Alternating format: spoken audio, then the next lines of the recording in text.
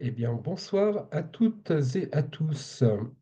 Je suis content de vous retrouver ce soir. Donc, nous sommes le mercredi 29 janvier. Il est 19h30 et nous sommes dans la quatrième semaine de notre cours de la foi du royaume. Alors, nous allons continuer notre parcours dans la foi du royaume, le cours de Colin Urquhart. Et cette semaine, nous allons voir ensemble la quatrième et dernière leçon de notre premier thème qui s'intitule Le Dieu de grâce. Donc, pour rappel, donc, le cours de la foi du royaume, il y a 8 thèmes. Chaque thème se décompose en 4 leçons, donc ça fait en tout 32 leçons sur l'année. Donc, on va être occupé encore quelques semaines ensemble. Donc, comme d'habitude, vous retrouverez la vidéo, le replay du cours sur le groupe WhatsApp, ainsi que les questions s'y rapportant. Voilà, et j'essaierai de mettre les questions sous format Word, voilà, pour que vous puissiez taper vos réponses aux questions dans le document, voilà, pour que ça vous facilite un petit peu voilà, la tâche administrative, si je puis dire. Donc tout d'abord, je vous propose de commencer par un résumé des 3 leçons précédentes.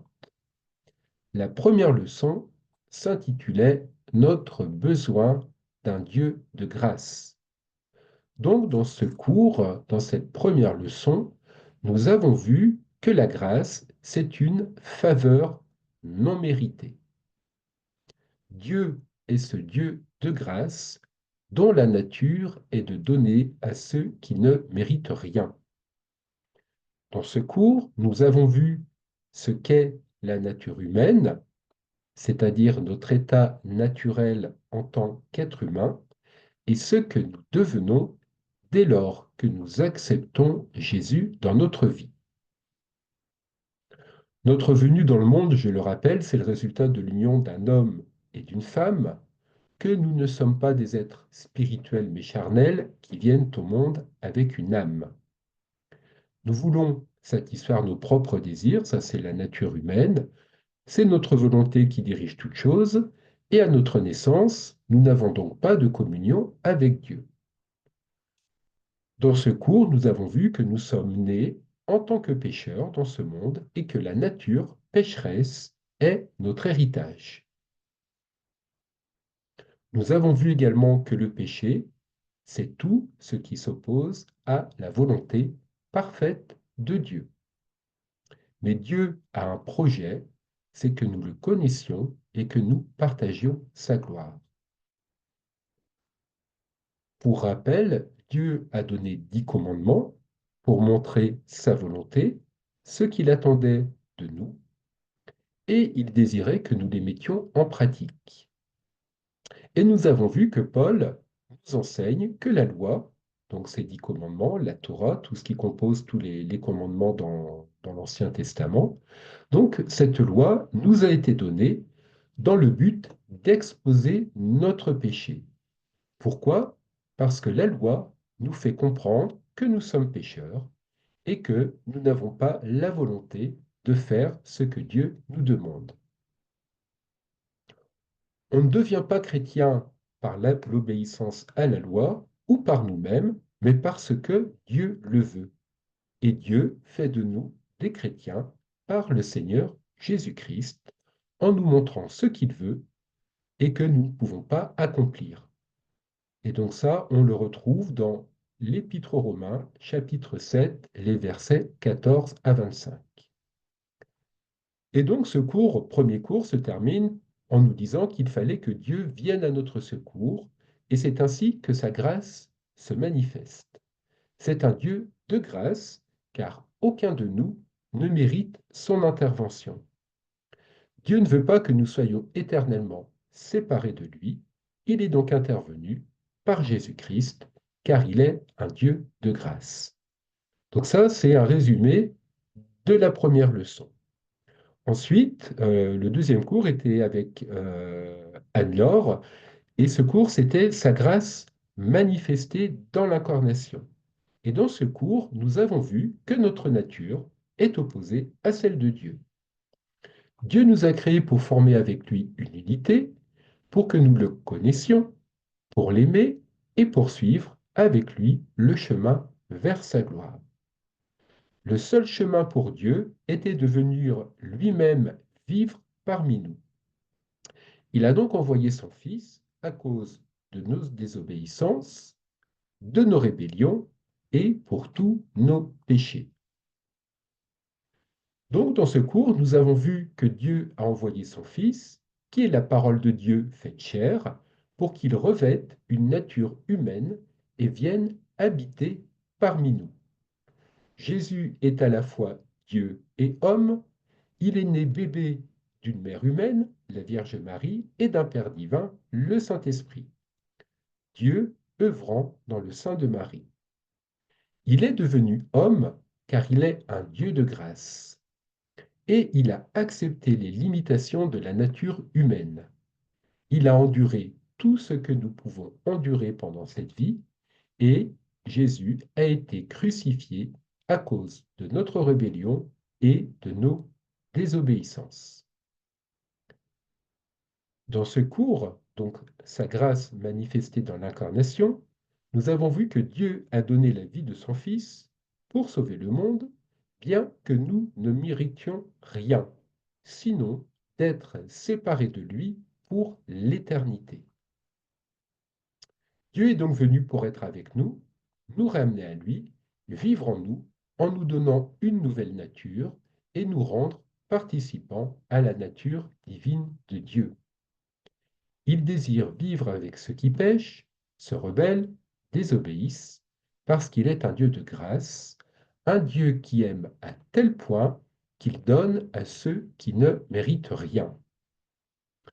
Et enfin, dans ce cours, nous avons vu que nous ne sommes pas chrétiens par nos bonnes œuvres et que le seul chemin pour venir à Jésus afin de recevoir sa vie, c'est la croix, et cette croix qui change tout.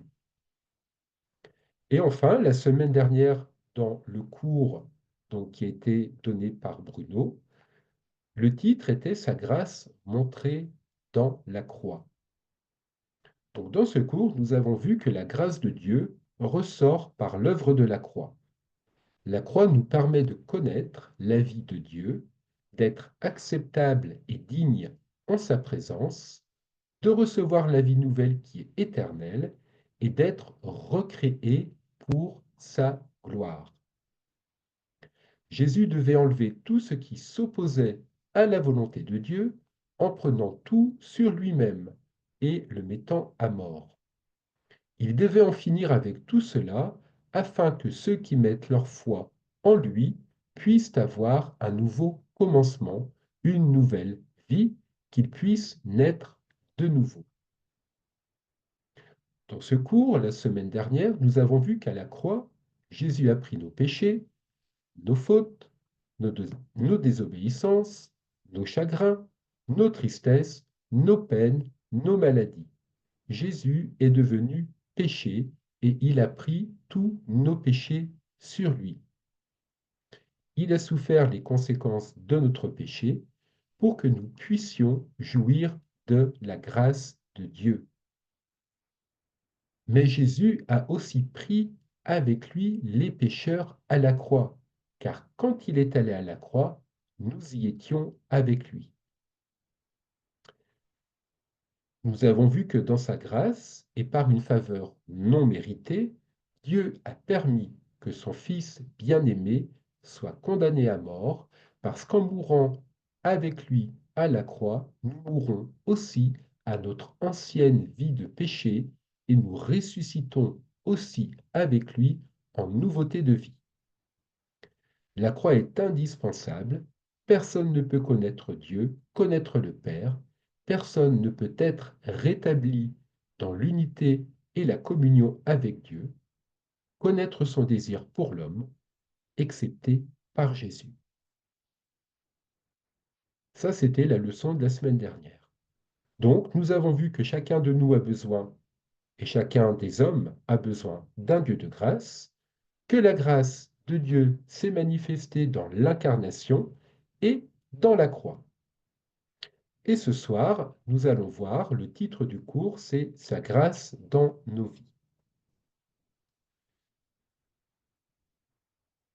Nous allons donc entrer plus avant dans la manifestation et la démonstration de l'amour de Dieu qui, non seulement a envoyé son Fils sur la terre, mais l'a fait mourir sur la croix afin que nous ayons la vie. Ce faisant, nous avons vu que le but de Dieu était de rendre possible notre réconciliation avec lui, de nous donner le pouvoir de devenir un avec lui, acceptable et justifié à ses yeux. Par notre nature pécheresse, nous ne sommes pas justes aux yeux de Dieu, car nous sommes opposés à lui, nous lui avons désobéi et nous l'avons renié. Paul, dans son épître aux Romains, chapitre 5, versets 6 à 11, leur écrit: Lorsque nous étions sans force, Christ, au temps marqué, est mort pour les impies. À peine mourrait-on pour un juste, quelqu'un mourrait peut-être pour un homme de bien, mais Dieu prouve son amour envers nous en ce que, lorsque nous étions encore des pécheurs, Christ est mort pour nous. À plus forte raison donc, maintenant que nous sommes justifiés par son sang, serons-nous sauvés par lui de la colère. Car si, lorsque nous étions ennemis, nous avons été réconciliés avec Dieu par la mort de son Fils, à plus forte raison, étant réconciliés, serons-nous sauvés par sa vie. Et non seulement cela, mais encore nous nous glorifions en Dieu pour notre Seigneur Jésus-Christ, par qui nous avons obtenu maintenant la réconciliation. Donc je redonne la référence, c'est Romains 5, versets 6 à 11. Il est évident que Paul parle aux chrétiens de Rome. Il ne s'adresse pas à tous les hommes, mais il s'adresse à ceux qui ont mis leur foi et leur confiance en Jésus-Christ crucifié et ressuscité des morts, car ce sont eux et eux seulement qui sont réconciliés avec lui. Le sont uniquement ceux qui croient en Jésus, qui sont ramenés à cette vie que Dieu veut faire connaître aux hommes. Ceux qui ont reçu de Dieu ce don d'une relation nouvelle, où il est le Père et où ils sont les enfants. Une des erreurs les plus répandues est de croire que nous sommes tous enfants de Dieu. La Bible ne nous enseigne pas du tout cela. Nous sommes tous le peuple de Dieu, en ce sens que nous faisons tous partie de la création de Dieu. Mais être un enfant de Dieu dépend de notre acceptation à croire et à avoir confiance dans l'œuvre de Christ, c'est-à-dire en la personne de Jésus-Christ lui-même. Saint Jean, au début de son évangile, écrit ceci: Mais à tous ceux qui l'ont reçu, à ceux qui croient en son nom, il a donné le pouvoir de devenir enfants de Dieu. On peut le lire dans Jean, chapitre 1, donc épître de Jean, évangile de Jean, pardon, chapitre 1, versets 12 à 13. Maintenant, chacun de nous a besoin de savoir s'il est né de Dieu. Si vous ne le savez pas, il vous faut faire l'expérience de la nouvelle naissance.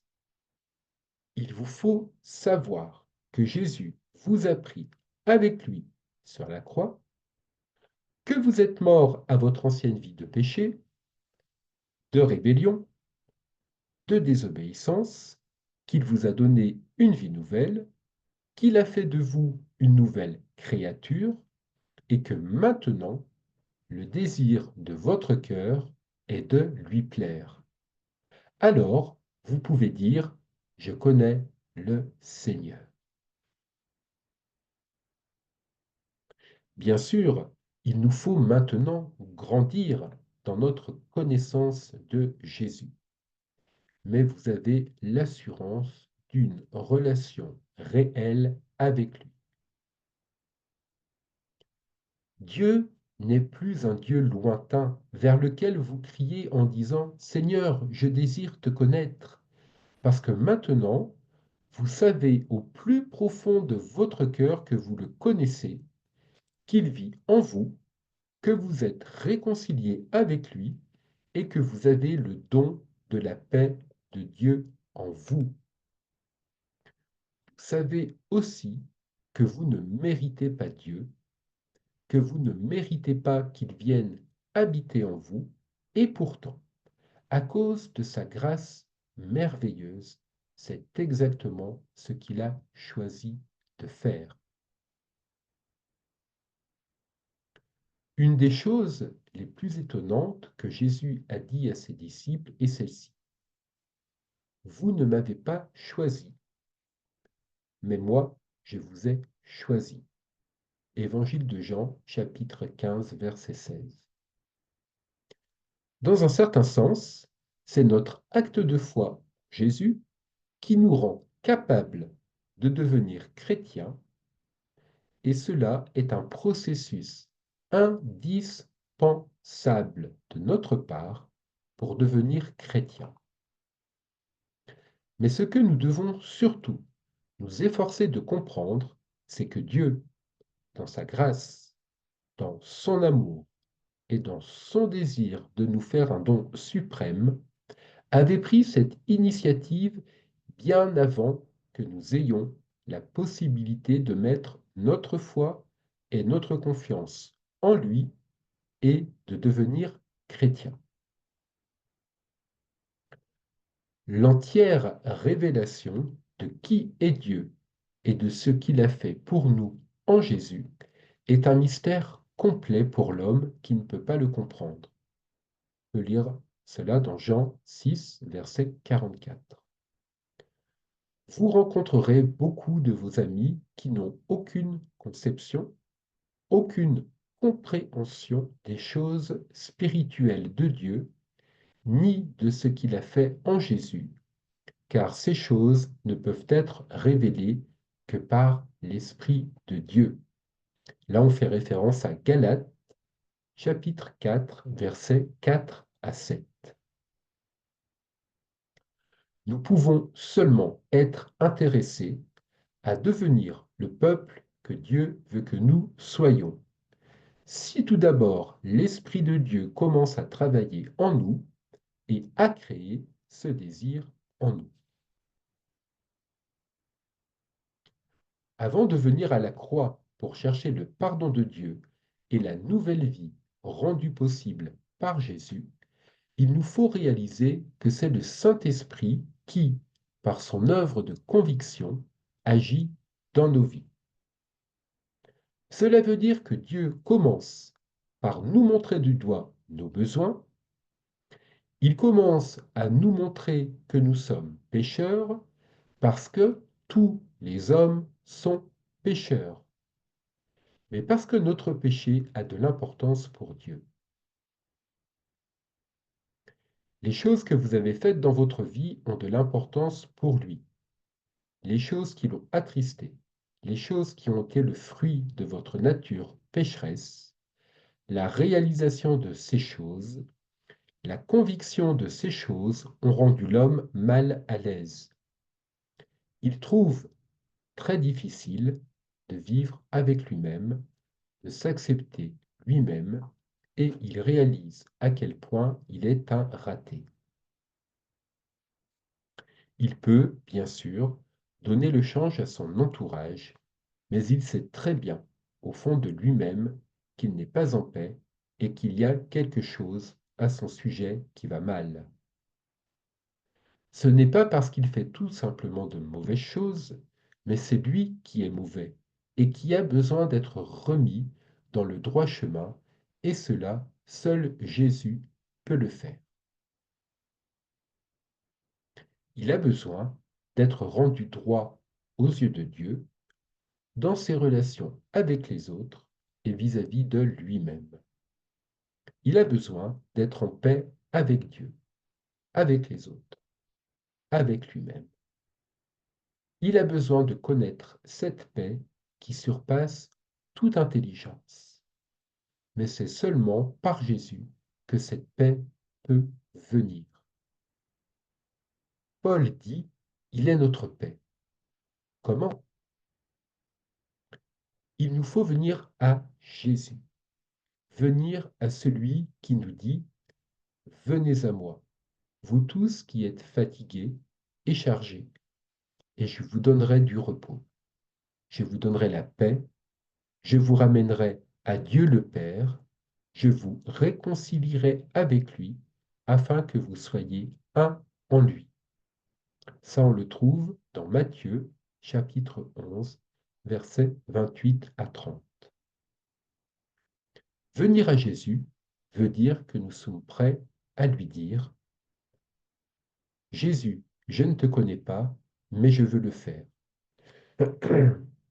Et je nous invite, et je vous invite, vous tous qui êtes connectés ce soir, à répéter avec moi cette déclaration, cette prière. Alors, je vais aller doucement, comme ça vous donnera le temps de répéter les paroles et on sera unis ensemble pour dire à Jésus que nous sommes prêts. Alors, Jésus, je ne te connais pas, mais je veux le faire. Je ne comprends pas grand-chose en ce qui concerne la croix et comment il s'est fait que, parce que toi, tu es mort sur ce morceau de bois, je suis pardonné. Mais je sais que j'ai besoin de ton pardon.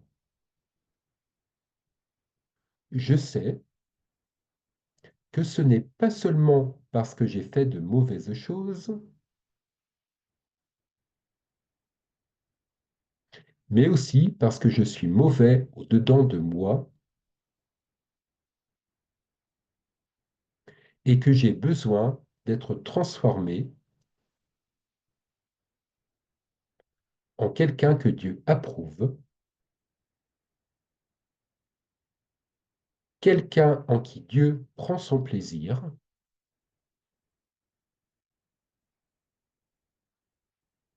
quelqu'un à qui il donne la vie éternelle.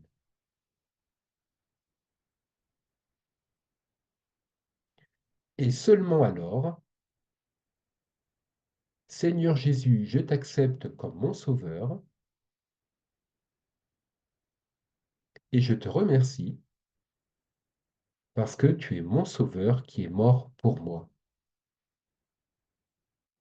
Je te remercie parce que tu m'as pris à la croix, afin que je meure à ma vie de désobéissance et d'échec, pour que je ressuscite à une vie nouvelle. Jésus, je t'accepte maintenant comme mon maître, comme maître de ma vie, pardon. Jésus, je t'accepte maintenant comme maître de ma vie. Je veux que tu prennes autorité sur le reste de ma vie, afin que j'aie le désir de faire la volonté de Dieu, de le suivre et de lui obéir. Je veux me détourner de cette vie à la recherche de ce qui me fait plaisir à moi, afin de vivre une vie qui te fasse plaisir.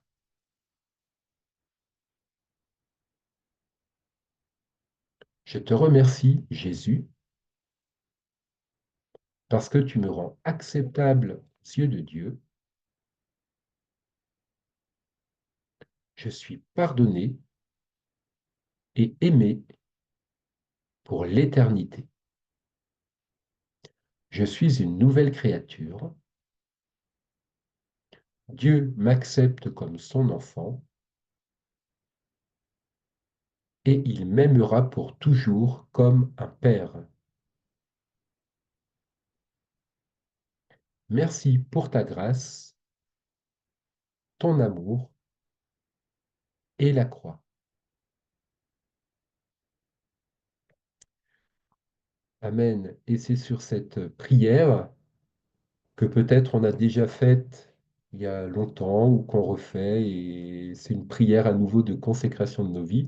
C'est sur cette prière donc que se termine le quatrième cours, et on va passer sur la partie relative aux questions. Et je vous invite à prendre votre Bible, puisqu'on va, je vais vous lire les versets des différentes questions, et on va parcourir notre Bible, et voilà, ça va être un temps consacré à ça. Alors, le premier verset que je vais partager avec vous, c'est Romains 5, versets 6 à 11. Alors moi, je lis dans la version Darby. Voilà, donc après, vous prenez la version que vous avez l'habitude de lire. Voilà, et je vais vous lire le verset et après la question. Comme ça peut vous permettre de commencer à y réfléchir. Et les questions vous seront mises après la fin, là dans les heures qui suivent la fin du cours. Alors, Romains, chapitre 5, versets 6 à 11. Car Christ, alors que nous étions encore sans force, au temps convenable, est mort pour des impies. Car à peine pour un juste, quelqu'un mourra-t-il, car pour l'homme de bien, peut-être, quelqu'un se résoudrait même à mourir. Mais Dieu constate son amour à lui envers nous, en ce que, lorsque nous étions encore pécheurs, Christ est mort pour nous. Beaucoup plus tôt donc, ayant été maintenant justifiés par son sang, serons-nous sauvés de la colère par lui. Car si, étant ennemis, nous avons été réconciliés avec Dieu par la mort de son Fils, beaucoup plus tôt, ayant été réconciliés, serons-nous sauvés par sa vie. Et non seulement cela, mais aussi nous nous glorifions en Dieu par notre Seigneur Jésus-Christ, par lequel nous avons maintenant reçu la réconciliation. Et la question qui nous est posée dans ce cours relative à ce verset, c'est « Et nous, qu'avons-nous pu faire pour nous réconcilier avec Dieu ?» Ensuite, le deuxième verset que nous allons prendre ensemble se trouve dans Jean, chapitre 1, versets 12 à 13. Donc, Évangile de Jean, chapitre 1, versets 12 à 13. Bon, je vous laisse quelques instants pour rechercher le verset, ou pour, dans une Bible en papier ou sur votre téléphone. Alors, voilà ce que dit ce verset. Mais à tous ceux qui l'ont reçu, il leur a donné le droit d'être enfants de Dieu, savoir à ceux qui croient en son nom, lesquels sont nés non pas de sang, ni de la volonté de la chair, ni de la volonté de l'homme, mais de Dieu. Et la question qui est posée par rapport à ce verset est: qu'advient-il à ceux qui croient en Jésus? Alors, je suis sûr que vous avez déjà la réponse, mais vous pourrez continuer de méditer, de réfléchir à ces versets. Ensuite, nous allons passer à Jean 15, verset 16.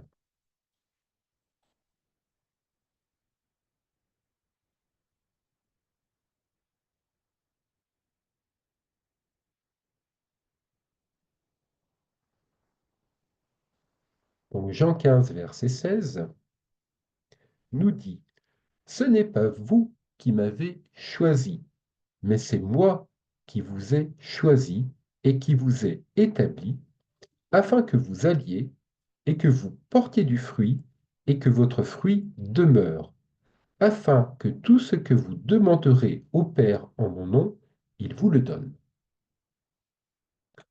Ensuite, nous allons aller dans Jean 6, verset 44. Donc là, c'est bien, c'est juste quelques pages avant. Donc Jean 6, verset 44. Nul ne peut venir à moi, à moins que le Père qui m'a envoyé ne le tire. Et moi, je le ressusciterai au dernier jour. Ensuite, nous allons aller dans l'Épître aux Galates, chapitre 4, versets 4 à 7.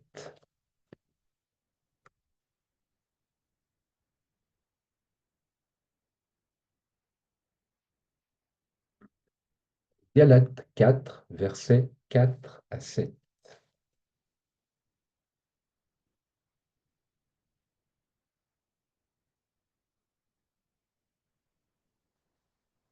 Mais quand l'accomplissement du temps est venu, Dieu a envoyé son Fils, né de femme, né sous la loi, afin qu'il rachète ceux qui étaient sous la loi, afin que nous recevions l'adoption. Et parce que vous êtes fils, Dieu a envoyé l'Esprit de son Fils dans nos cœurs, criant, Abba, Père, de sorte que tu n'es plus esclave, mais fils, et si fils, héritier aussi par Dieu. Et enfin, le dernier verset de cette question, c'est Matthieu 11, versets 28 à 30. Donc là, on revient un peu en avant dans la Bible. Matthieu 11, versets 28 à 30.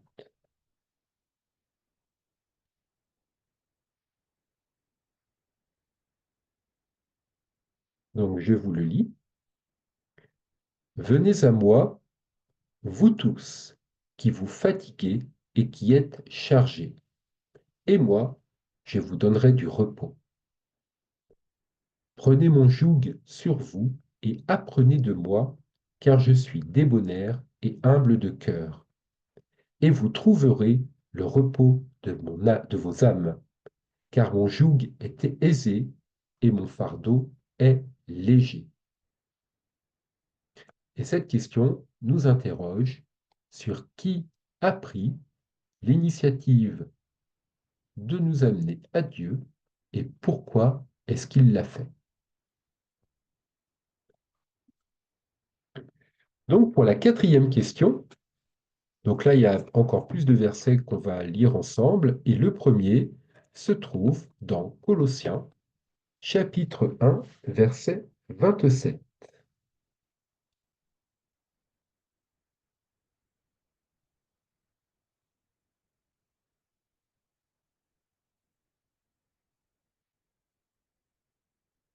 Colossiens chapitre 1 verset 27.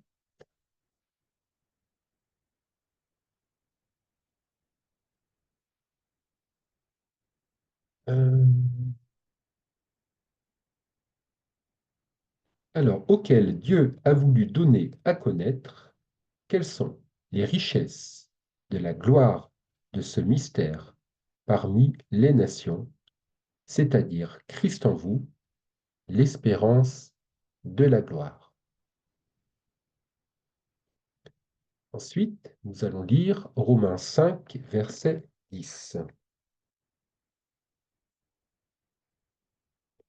Romains, chapitre 5, verset 10.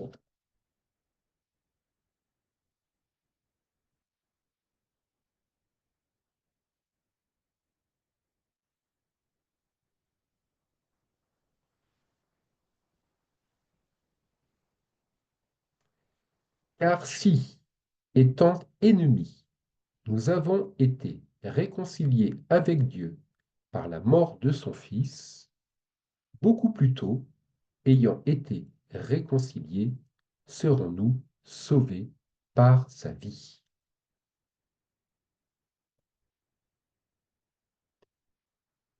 Le verset suivant est dans Éphésiens, chapitre 2, verset 14.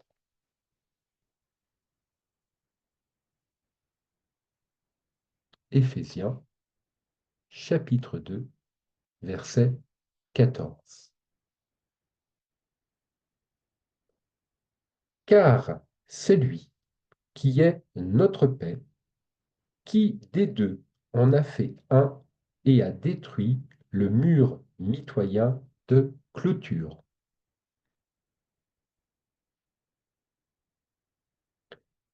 Ensuite, nous allons aller dans Philippiens 4, verset 7.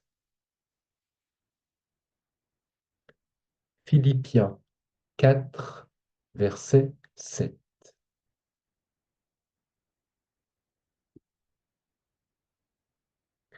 Et la paix de Dieu, laquelle surpasse toute intelligence, gardera vos cœurs et vos pensées dans le Christ Jésus. Et le dernier verset relatif à cette question, c'est Colossiens 1, verset 13. Donc là, c'est bien, c'est juste à côté. Colossiens 1, verset 13, qui nous a délivrés du pouvoir des ténèbres et nous a transportés dans le royaume du Fils de son amour. Donc dans ces versets qu'on vient de lire, Colossiens 1, 27, Romains 5, 10, Éphésiens 2, 14, Philippiens 4, 7, Colossiens 1, 13, la question qui nous est posée, c'est de découvrir dans ces versets des changements qui nous sont arrivés à cause de l'œuvre de Jésus sur la croix. La cinquième question va nous conduire dans 2 Pierre 3, 18.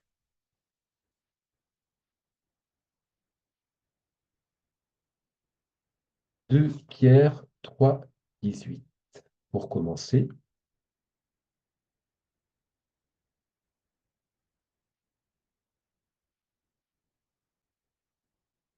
mais croissez dans la grâce et dans la connaissance de notre Seigneur et Sauveur Jésus-Christ. À lui la gloire est maintenant jusqu'au jour d'éternité. Amen. Le deuxième verset relatif à cette question, c'est dans Philippiens 3, versets 12 à 14. Philippiens 3, versets 12 à 14.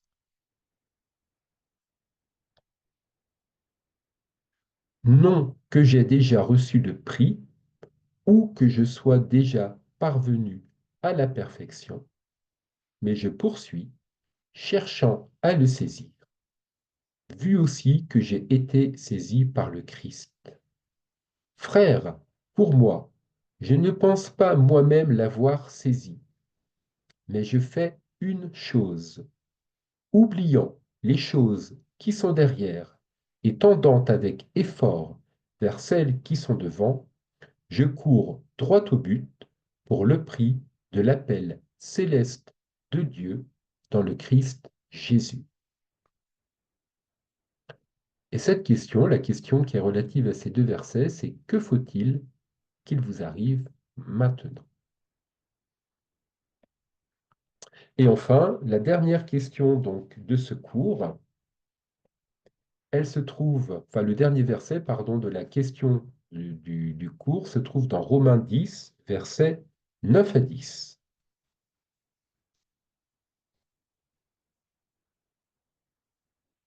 Romains 10, versets 9 à 10.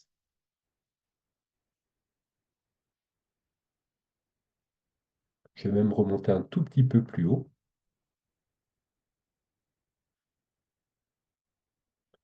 Mais que dit-elle? La parole est près de toi, dans ta bouche et dans ton cœur, c'est-à-dire la parole de la foi, laquelle nous prêchons, savoir que si tu confesses de ta bouche Jésus comme Seigneur et que tu crois dans ton cœur que Dieu l'a ressuscité d'entre les morts, tu seras sauvé. Je continue. Allez, on se fait plaisir. Car du cœur, on croit à justice et de la bouche, on fait confession à salut. Car l'Écriture dit, quiconque croit en lui ne sera pas confus. Et je vous laisse découvrir, vous découvrirez donc dans le groupe WhatsApp, quand il y aura les questions, comment se termine le cours avec cette lecture de Romains 10, versets 9 et 10. Vous verrez, ce n'est pas une question, mais c'est plutôt une exhortation à faire quelque chose de particulier. Alors, merci Seigneur pour pour ce, ce cours, de nous rappeler que tu es un Dieu de grâce, que nous sommes tes enfants. Et si ce soir nous avons eu le besoin de te donner notre vie, ben nous avons fait ensemble cette prière tout à l'heure de tout te donner, de te reconnaître comme Seigneur et Sauveur de notre vie. Merci Jésus parce que à la croix, et on ne se lassera jamais de le redire, tu as pris nos péchés, notre rébellion, notre désobéissance, que tu nous as donné une vie nouvelle et c'est une grâce merveilleuse. Merci parce que tu es un Dieu de grâce et on ne mesure pas l'immensité, la grandeur, la profondeur de cette grâce. Alors Seigneur, on prie ce soir et je prie pour chacun de vous qui êtes connectés, que notre relation avec lui soit de plus en plus riche, de plus en plus profonde, de plus en plus intime. Et merci Seigneur pour cette grâce que tu nous as faite en acceptant de venir et vivre chez nous. On ne comprend pas tout dans le fait que tu nous as choisis par grâce, mais par la foi, nous l'acceptons. Parce que parfois on se dit, mais pourquoi moi, pourquoi le voisin n'est pas sauvé? Mais Seigneur, on ne veut pas tout comprendre, mais on veut accepter par la foi. Alors merci pour cette foi que aide-nous à grandir, aide-nous à avancer dans la foi, Seigneur, dans la révélation, dans tout ce que tu veux pour nous, que notre foi soit ferme, inébranlable et de plus en plus forte. Merci Saint-Esprit, parce que tu vis en nous et tu nous montres tout ce qui ne va pas dans nos vies. Et encore ce soir, on te demande pardon pour toutes les choses qu'on a pu dire, faire, qui t'ont attristé. Mais merci Seigneur, et on le redit, on le redira jamais assez. Merci pour ta grâce, cette grâce si merveilleuse, cette grâce que tu as manifestée, que tu manifestes au travers de Jésus envers chacun de nous. Amen. Alors merci à tous pour votre attention. Donc voilà, on termine donc le premier thème sur le Dieu de grâce. Et la semaine prochaine, donc c'est Sandrine qui sera là en tant que pour partager l'enseignement avec la première leçon du thème qui sera le don de Dieu. Alors merci à tous, passez une très très bonne soirée. Alors il est un peu plus tôt que d'habitude, il est 20h15. Vous avez dû remarquer que le quatrième cours était relativement, n'était pas très long, voilà. Donc en tout cas, merci à chacun pour votre fidélité, pour votre engagement ici dans ce cours. Je vous souhaite une bonne soirée. Je vous rappelle au passage qu'il y a bientôt une petite maison de Jean avec David Bouillon, donc qui est un docteur, un enseignant qui est vraiment ancré dans tout ce qui concerne Israël. Alors je vous invite vraiment à vous inscrire, à participer, et ça va être un temps très fort. Donc c'est la semaine du 7 et 8 février. Voilà, et pour celles et ceux qui suivent le cours de Flo, c'est demain soir à 19h, réveiller les guetteurs. Voilà, et pour le culte à l'abri, si vous suivez le culte, eh bien, comme c'est le premier samedi du mois, ça sera samedi 1er février et il n'y aura pas de célébration le dimanche. Voilà, eh bien, bonne soirée à tous. À très très vite, soyez richement, abondamment bénis et que la faveur et la grâce de Dieu soient sur vous chaque jour et sur vos proches et sur vos familles et sur toutes les personnes qui vous entourent. Amen.